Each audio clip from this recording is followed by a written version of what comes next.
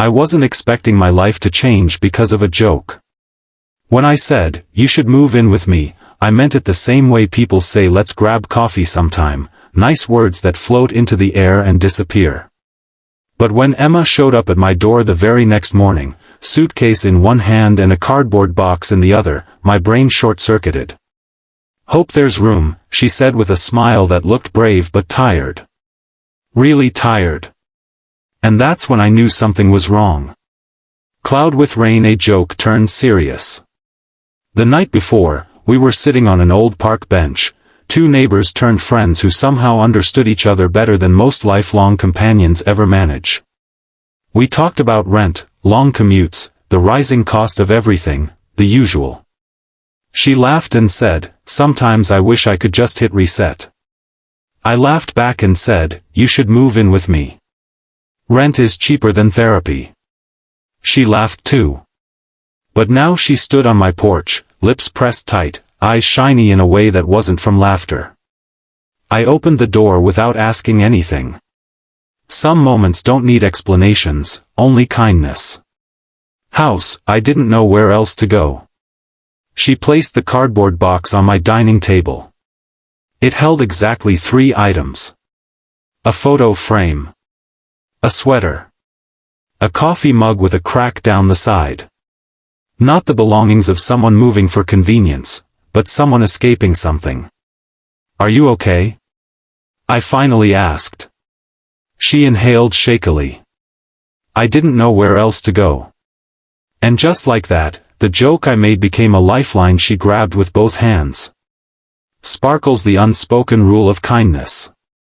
For the first few days, we tiptoed around each other, two strangers pretending to be experts at coexistence. But something shifted when I walked into the kitchen one morning and found her sitting at the table, quietly crying into a half-burnt piece of toast. "Do you want to talk?" I asked. "No," she said. Then, after a pause. "Yes. Maybe, yes." Turns out she'd lost her job 2 weeks earlier. Couldn't pay rent. Her roommate moved out suddenly, leaving her with the full bill.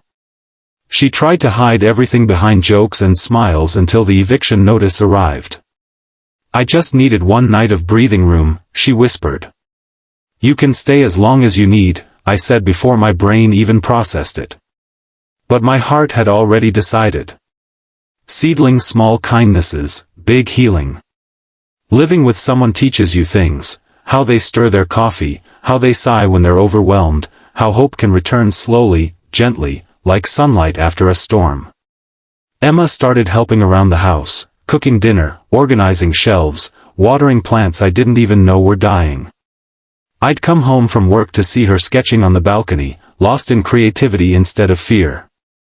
She'd leave sticky notes on the fridge with messages like, "Your coffee looks lonely. I made you pancakes. Be kind to yourself today. Thanks for letting me stay, even when I snore." Somehow, the apartment felt more alive than ever.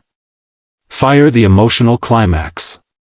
One evening, as we were cleaning up after dinner, she suddenly stopped, turned, and said something that froze me in place.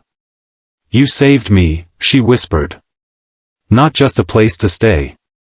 You saved me." Her voice cracked on the last word. I shook my head. "No, you saved yourself. I just opened a door."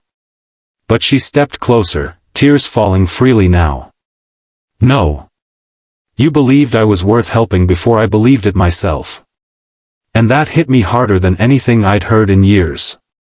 Because sometimes kindness isn't about grand gestures, it's just about showing someone they matter. Sun behind small cloud, a new beginning. Weeks passed. She found a new job, better pay, better hours, better everything. The sparkle in her laughter returned. She bought a new mug. She framed a new picture. She rebuilt her life one smile at a time. Then one morning, she handed me a small envelope. Inside was her first paycheck with a post-it note. "Rent for the next month, if you even still want a roommate." I laughed. "I didn't just want a roommate," I said. I wanted you to feel safe.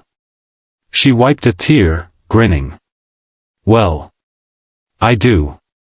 Glowing star ending on a hopeful note. Emma still lives with me, by choice now, not survival. The apartment is still small, but somehow, it feels bigger with two people who decided kindness should have a permanent place to stay. It still amazes me. One joke changed everything. But maybe, it wasn't really a joke.